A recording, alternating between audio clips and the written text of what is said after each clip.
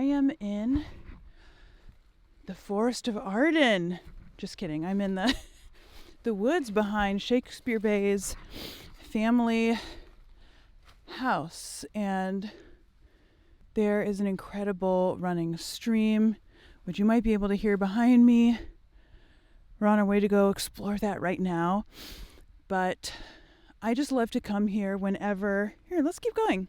I'm here. Definitely not the best hiker.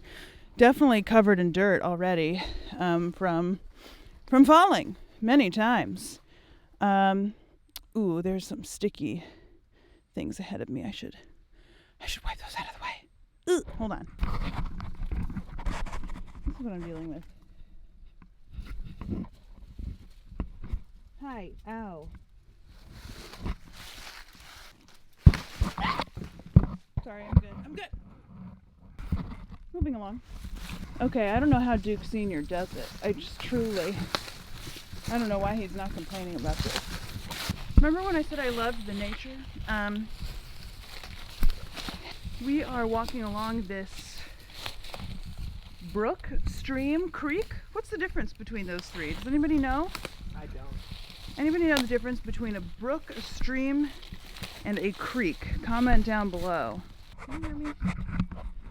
So whenever I'm here, it reminds me of a particular monologue. And so what I'm going to be doing today is actually, hiking around and getting some inspiration, but then I'm going to be taking you through scanning and folio techniquing an entire monologue, just as kind of like a preview to what I'm going to be teaching you through my Intro to Folio Technique series that's going to start coming out pretty soon here. Stay tuned. Ugh.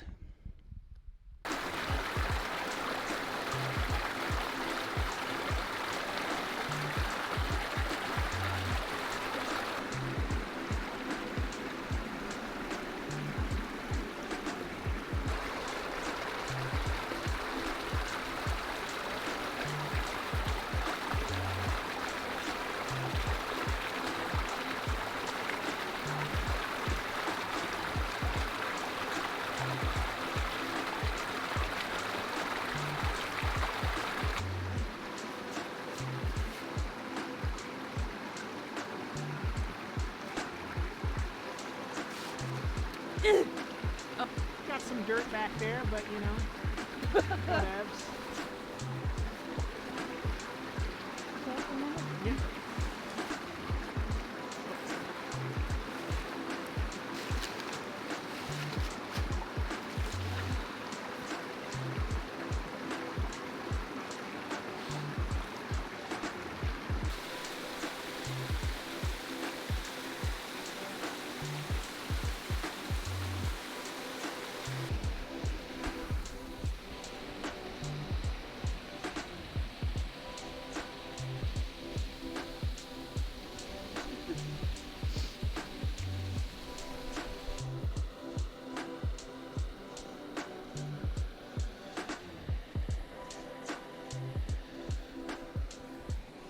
Ready.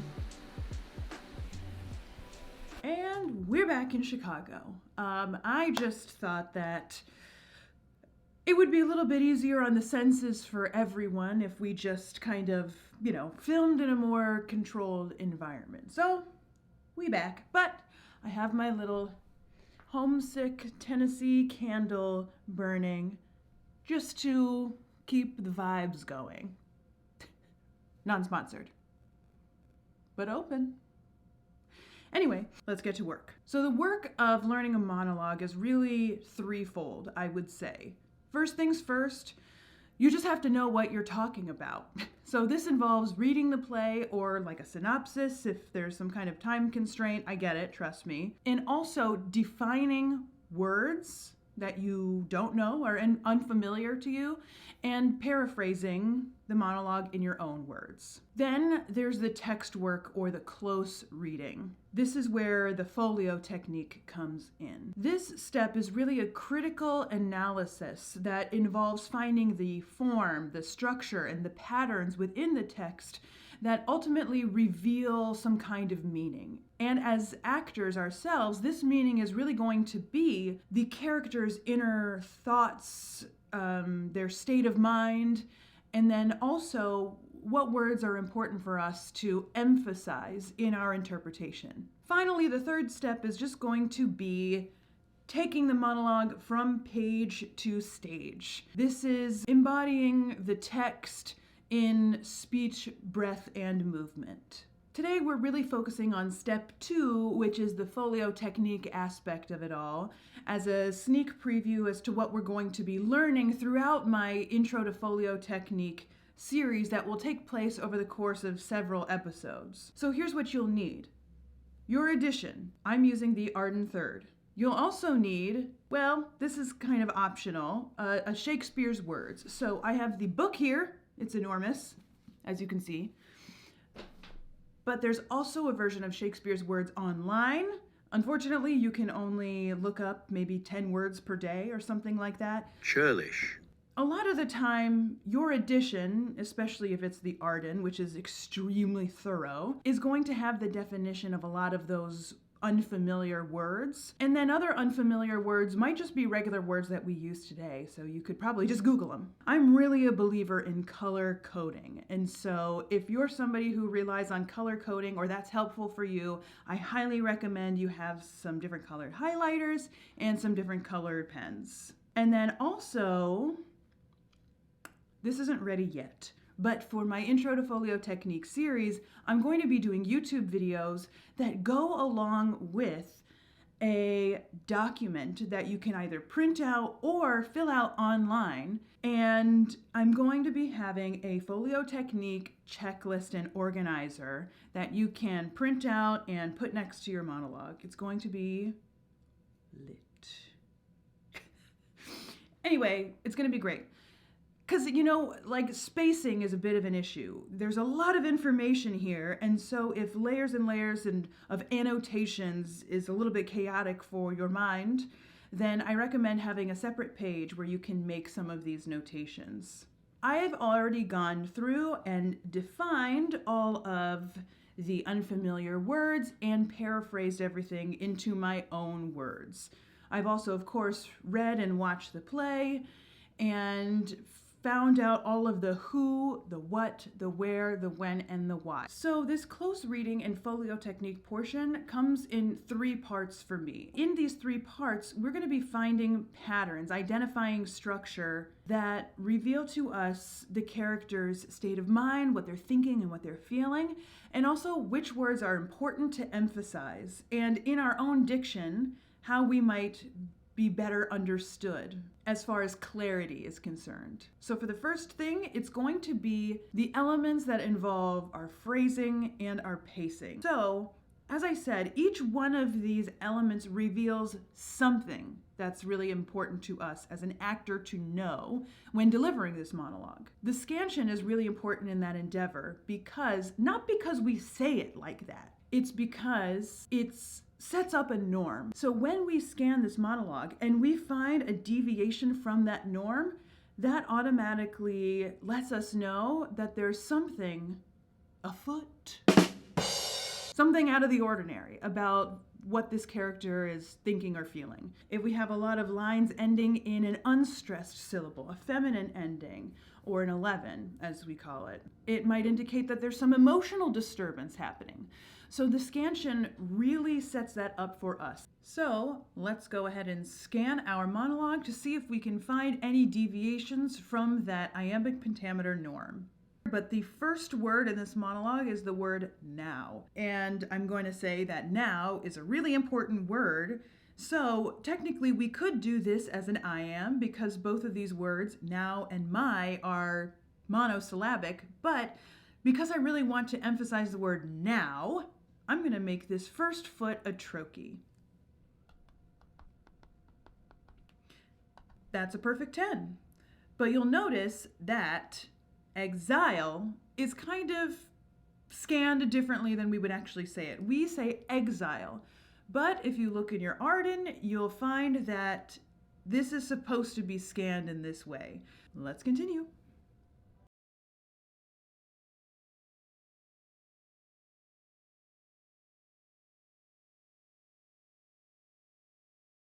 So here at penalty of Adam, we've got an 11. When you see an 11 like that, you can kind of make up your own mind as to why he might be feeling a certain way about it.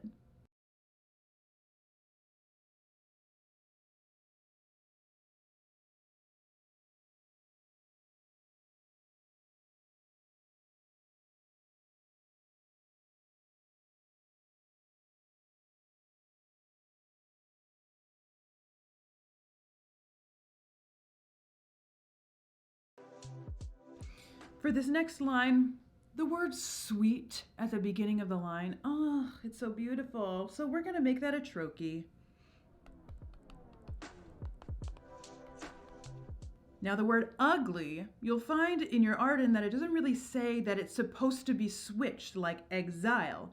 You're supposed to pronounce the word ugly as ugly, which is a trochee. So we're gonna have this midline trochee right here, which is really cool that the word ugly is such an ugly word. So it really makes sense that it disrupts the flow of the line with its ugliness.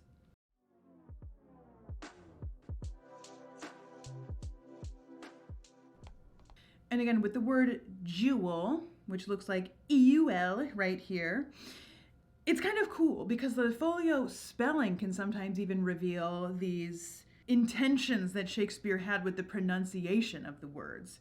Jewel is really lengthened. I mean, we say it like jewel, but here it indicates that we want the word to have 2 syllables because it makes sense with the scansion of the rest of the line as well. But jewel in his head, and making it 2 syllables, again, elongating that word, it just makes it all that much more sparkling, like a jewel.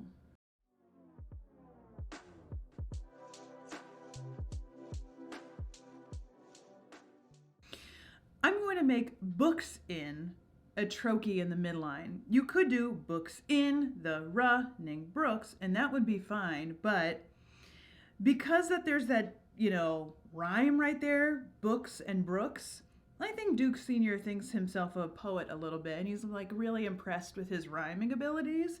So I'm gonna make that a trochee just to emphasize that word books more. Great, so now we have scanned this entire monologue. Nothing too crazy, a couple of trochees in the midline here and there, a couple of them at the beginning, a couple of 11s.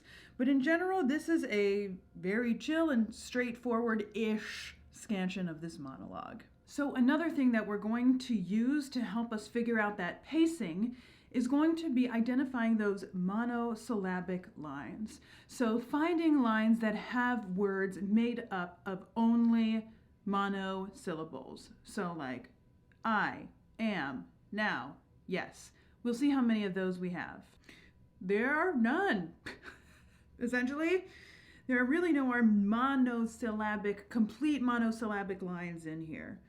But I mean, there's almost completely monosyllabic lines like hath not old custom made this life more sweet.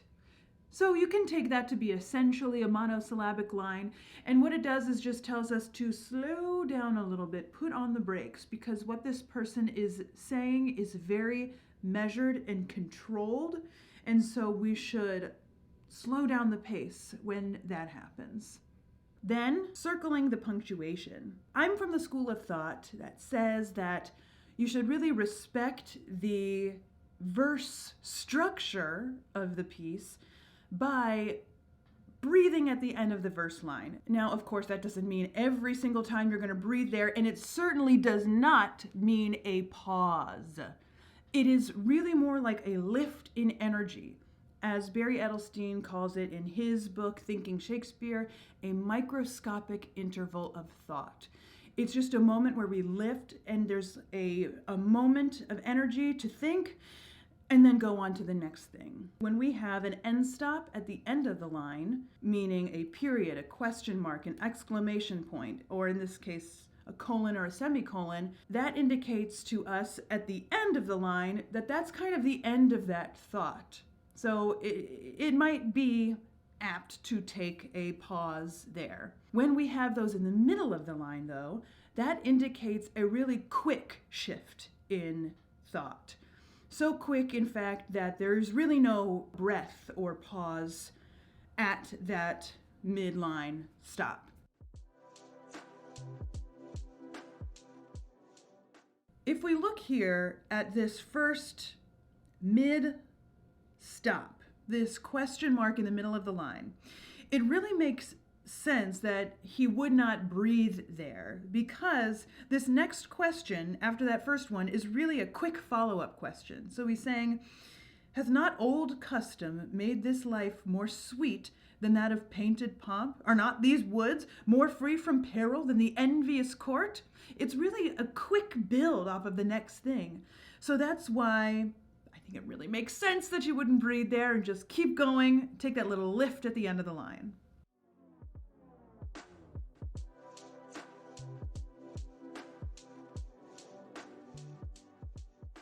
Great. So not a lot of punctuation in this line, honestly, in this monologue, really. You have a big portion where he is talking without any punctuation. This really heightened language section where he's getting really poetic about the churlish chiding of the winter's wind. He uses a lot of techniques there, and these word sounds, which we'll talk about a little bit later, to really heighten the experience of how cold and frigid it is, and even though it is so cold and frigid, how he appreciates it, you know? So I think that's really cool. How he doesn't breathe a lot, like that's all one big long thought, and the punctuation shows that. Next, we're going to look out for special words. First, let's find those capitalized folio words. I'm going to circle them in green.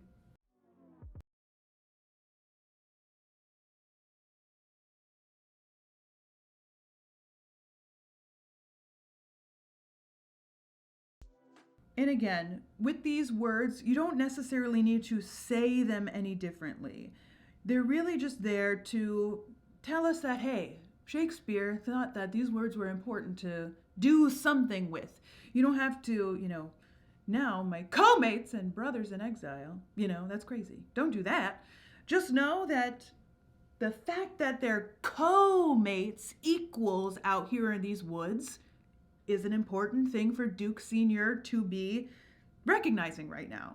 So that's the function of these folio capitalization letters. And now for our big but words. And I have to give a big shout out to Kevin Long of the Chicago Shakespeare Theater for this. He taught me a lot about annotating for Folio Technique, and these big but words are super important, and they're a great part of his work. I'm going to link to his book down below, and you might just find your girl in it. I gave a little anecdote about teaching Shakespeare to my students who are diverse learners, so I'm definitely going to link to that book down below. You should buy it. So big but words are, of course, but also however, although, if, any word that indicates a sharp turn in the thinking. And we do that with boxes around the words.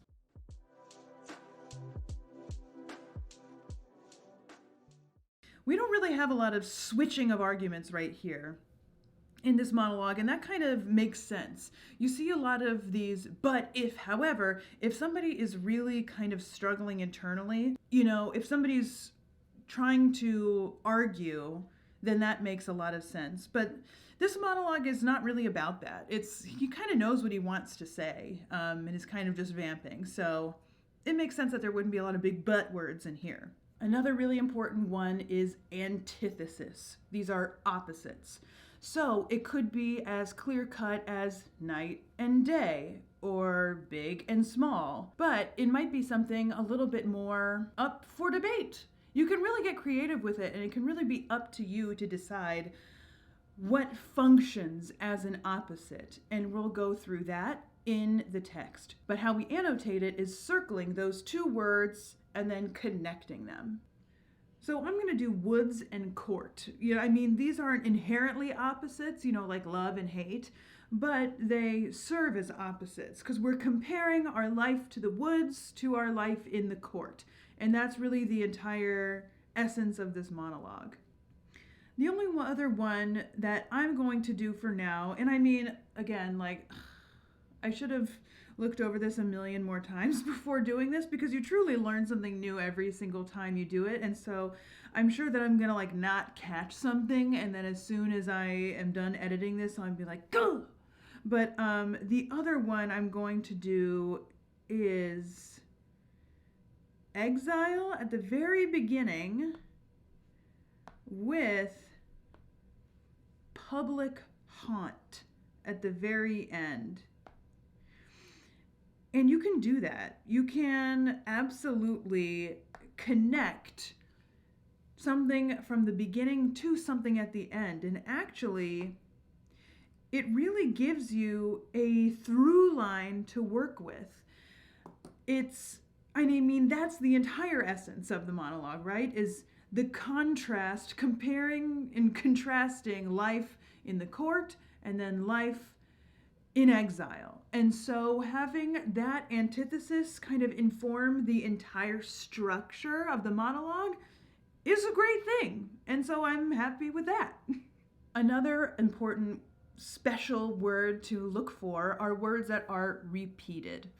And I'm going to take this annotation again from Kevin Long because he's a genius. So what you do when you see repeated words, the first iteration of the word, just underline it once, and every subsequent time the word is repeated, you add an underline. So the second time you see the word, it's 2 underlines. The third time you see the word, 3 underlines. So we'll take a look and see if we can find any repeated words. There are a couple of words that are repeated, and of course I'm going to do the underlining technique.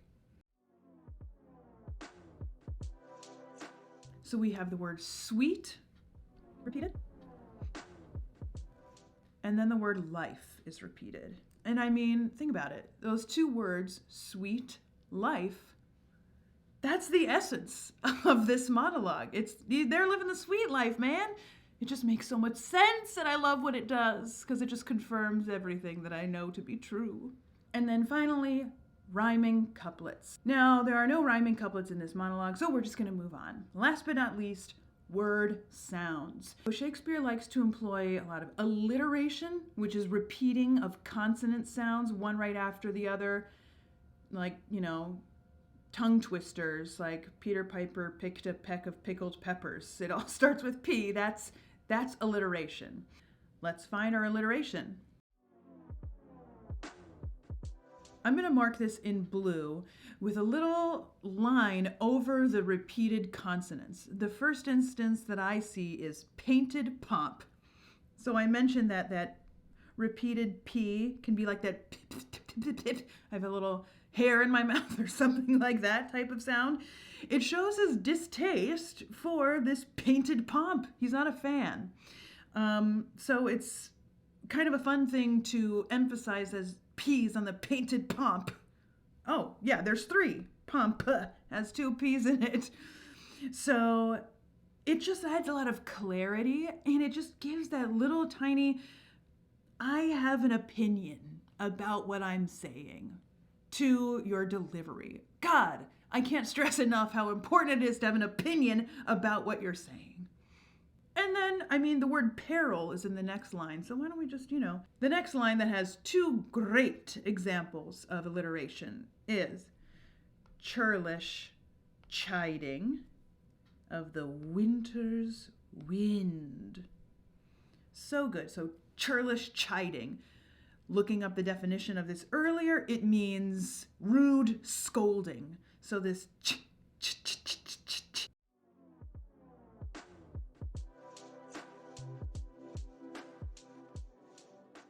assonance, which is the repeating of vowel sounds, one right after the other. If we have a lot of ooh sounds right after another, it might be kind of whiny. It's just a fun thing to emphasize because it really kind of gives a lot of flavor to the way that you're speaking the text.